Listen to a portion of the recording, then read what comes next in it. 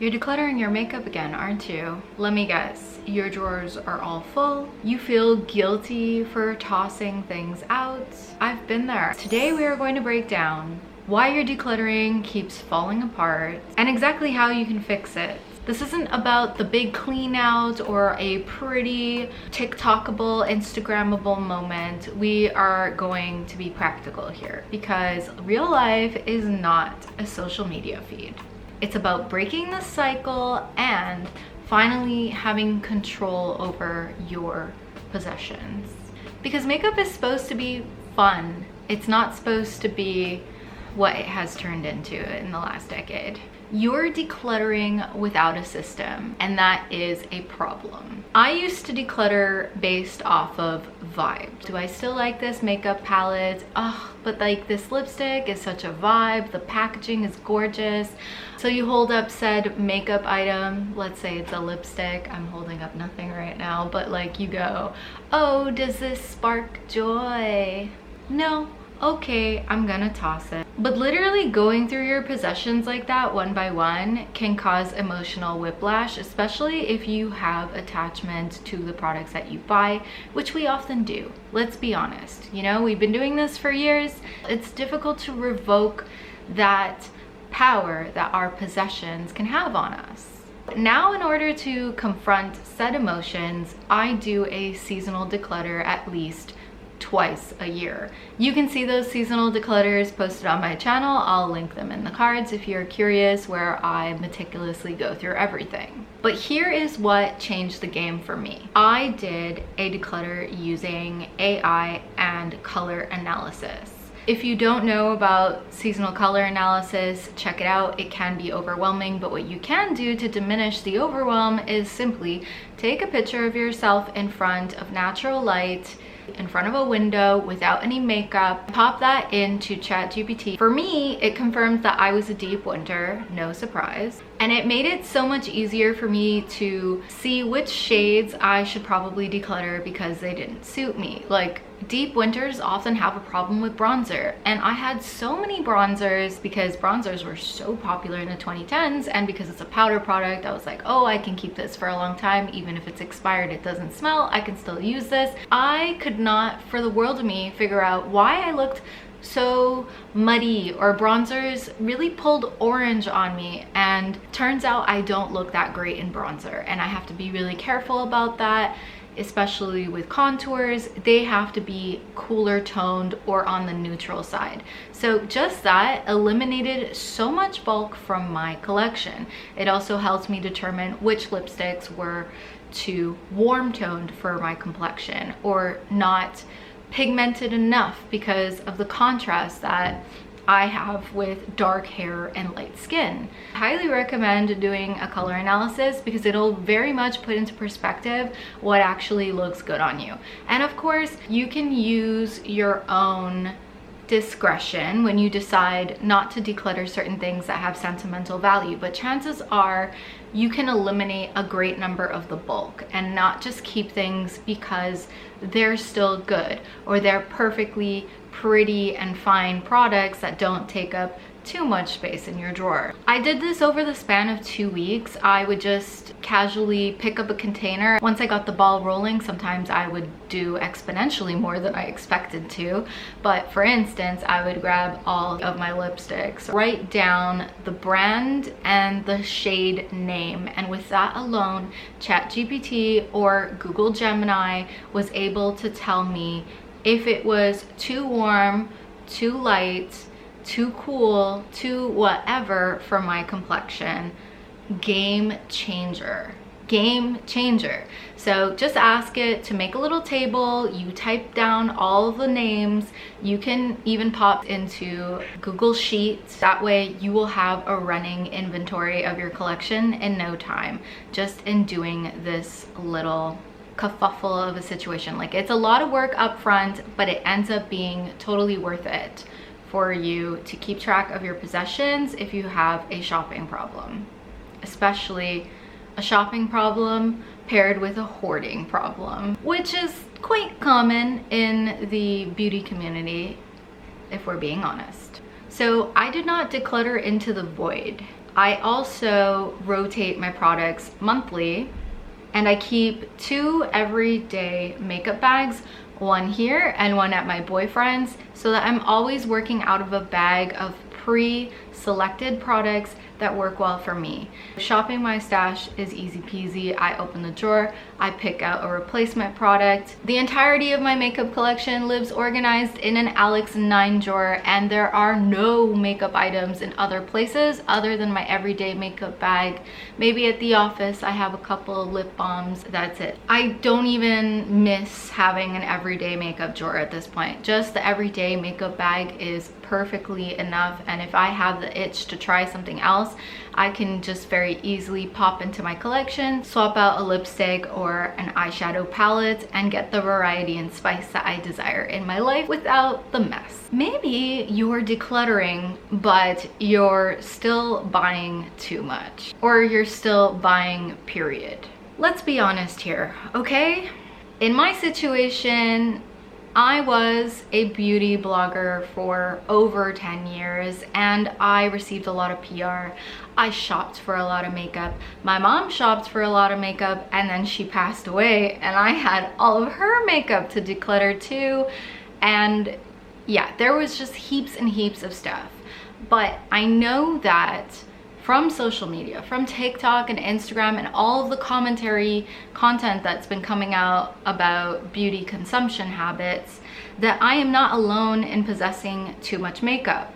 Chances are many people still, including yourself, maybe if you're here at this video, maybe you own a lot of stuff and you're still maybe buying stuff. You know, you finish one of your 20 cleansers and go out and buy another one. Girl, you don't need that. You don't. If you've been into makeup for years, you probably have more than you could ever use up in a lifetime, let alone before expiration dates. So you declutter a blush, and then you scroll through Sephora, you fill up your cart, and 5 minutes later, you've just bought a new one. That's not editing down your collection if you declutter one and you go and buy a new one. Ideally, you would be depleting all the products in a specific category before purchasing something new. And I know some of you are gonna be like, oh, but like, I wanna live, I wanna shop, you know, like, really though? Really?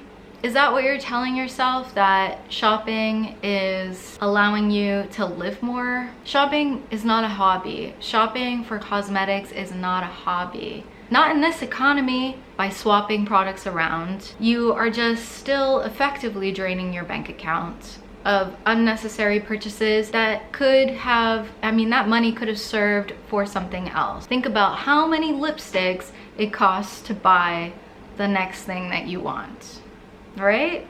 Here's what actually works. Going on a no buy or a low buy. If you really feel like you have the impulse to shop, and I understand that one addiction needs to be replaced with another, and that's where Project Pan comes in. Maybe you should try to only replace a product when you've completely finished everything in that category. So say you have 3 foundations, you finished one, and then you want to go out and buy another, but you still have 2 more. Maybe hold off buying another foundation.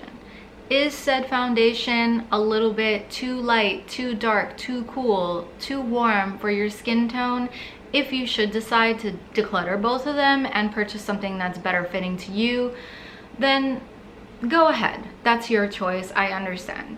But you should try to see if you can actually repurpose that product or find a way to make it work for you at your current state. Another thing that is helpful is to keep a run-on checklist of all the products that you want, so essentially a wish list. And what you can do in one column is put the name of the product, and then in the next column put the price. And then write down a little blurb of why you want it, and then forget about that list. Okay, you can come back to it when you want to add a new product. At the end of the month, go and look through it, and do you really still want those items? Have you really been thinking incessantly about them? Or do you have what you need already in your collection? Spoiler alert, most of the items that you put down on that list are probably not even going to be on your wish list by the time you get to the moment where you need to go and buy a new product. chances are there's a new and improved and better version of the product that you thought you wanted to buy 6 months ago, because there's something new coming out every freaking 5 seconds. And sometimes by the time you get to that item, you don't even want it anymore. You're not using what you have. The appeal of makeup is often marketing at this point. The amount of times that I've seen another eyeshadow palette on the market, and just because of the packaging, it feels like a different product, but it is so darn similar to something that you already own. Half the time you want a new blush is because you saw it on TikTok or Instagram, and that person who put it on looked pretty in it. You're not gonna look the same kind of pretty in that product as they are. A lot of what is shown to us online is fake, we know it. But that product as well, that product is not magic. You probably already have something similar in your collection. How many peach blushes do you need? So instead, cultivate a rotating routine monthly, at least. Repurpose things such as lipstick as blush and eyeshadow as eyeliner. Try new tools in your stash, like maybe you've got lots of brushes, maybe you need to rotate them, maybe you need to use your sponges more, but try different methods of applying or using that same product. Challenge yourself to make 3, 4, 5 looks using the same eyeshadow palette. Figure out the placement of eyeshadows that you like best. And when we talk about Project Pan, because I definitely recommend it. I love Project Pan. It taught me so much, and doing it throughout the years has really shown me what my makeup usage habits are.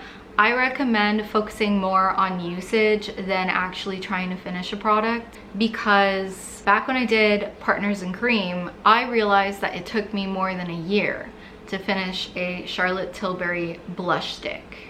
If you're waiting more than a year to hit pan on one category of product and you have 20 more sitting in your drawer, those will probably go off before you have the chance to get to them. So consider rotating your stash and doing more of a usage-based project, especially at first, because it can be very discouraging to put in 50 uses in a product and not even be halfway done. Ask me how I know? There you go. You got the story. That's how I know. It's insane. It's so eye-opening. Dude, unless you're a makeup artist and you do makeup on people of different skin tones, skin depths, and skin types, you probably don't need 40 lipsticks. And look, I'm being a hypocritical person right now, because I definitely have a stash of definitely more than 40 lip products, but I'm not out there going and buying more. I had to learn the hard way that this set of lips is never gonna get through all of those lipsticks, and that all of those things are destined to landfill whether I finish them or not. Now, I tailor everything to me, my coloring, my lifestyle, my preferences. I recommend you do the same. I swap out, instead of doing constant hauls, so I shop my stash, I created a little store drawer set, and nothing expands out of that. If any drawer is overflowing, it's definitely time for another declutter. Start questioning why said drawer is even expanding in products. And now when I finish something, I revisit a wish list and decide whether I even want said replacement product or not. Sometimes you don't even need to replenish a category. If you find that you dislike a certain category of cosmetics, or find that you don't reach for them very often. For me, for instance, gel liners, the kinds that come in a little pot that you have to dip your brush into, they dry out too fast for me to finish them, and I feel like it's super high maintenance, and I would so much more rather do a liquid eyeliner than you do Yubu. You don't need to have every version of consistency of a product, nor every color in every range. It's too much. So often I end up moving on, or the product has already been replaced by something better or more suited to me. And it is a cycle that never ends unless you step off the ride. So step off the hyper-consumerism and get into finishing your stuff and consuming mindfully. If you're not building habits around it, you are in trouble.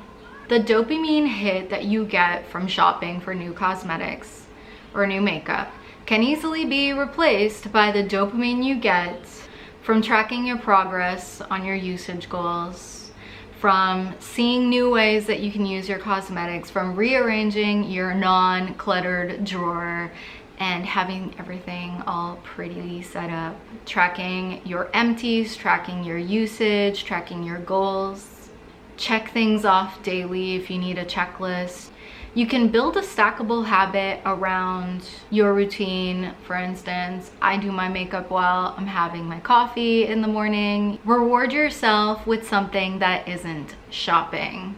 You know, that $25 that you save from not shopping can go to something else. And a lot of times at Sephora, really, like, how much is the bill? Usually it's much more than that. You want to revolve your rewards around something that isn't spending money, whether that be hobbies around the house, hobbies that you do outdoors, walking, listening to music, listening to a podcast, exercising, freaking calling a friend. Decenter shopping from your life. Think of the reason. What is the purpose that you are wanting to stop consistently shopping and feeling like you're in this cycle where the cosmetics you have are not enough or don't achieve the look that you want? I asked ChatGPT how long it would take me to get through my 92 bottles of perfume that are between 50 and 100 ml. So it's a lot of perfume, right? And I asked Chat how long it would take for me to get through it,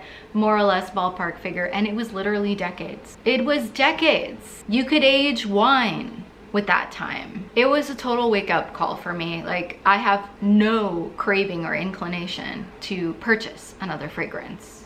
So guys, decluttering is not just about what you get rid of or how much you can get rid of. It's about how you live with that stuff after. Are you using it? Do you want to continue using it? Revise seasonally, because you will dwindle down your stuff and you will be like, wow, I can't believe I did that over the last year, 2 years, 3 years, or however long it took for you, and it was mindful. It didn't feel painful. You adopted the habit of not shopping and actually doing things that you like, instead of researching what is the next new and up and coming, scrolling through TikTok and Instagram all day. Makeup should support your creativity and your confidence. It should not drain all of your time and your money and your thoughts. So here's what I want to know from you. What is the hardest product that you find to let go of emotionally? Because I'm working on a couple of videos on emotional decluttering and sentimental items, and I want to include your answers in that, because we're just going to talk about the hold that makeup has on us and why we hoard it even after we've stopped shopping, because that's what I'm trying to diminish over the next while. If this helped shift your mindset and open you up to the idea of adopting a different consumption style, and maybe look through your collection instead of browsing the new launches, give this video a thumbs up, subscribe for more videos. I will be back next Sunday at 11:11. I'll see you in the next one. Bye.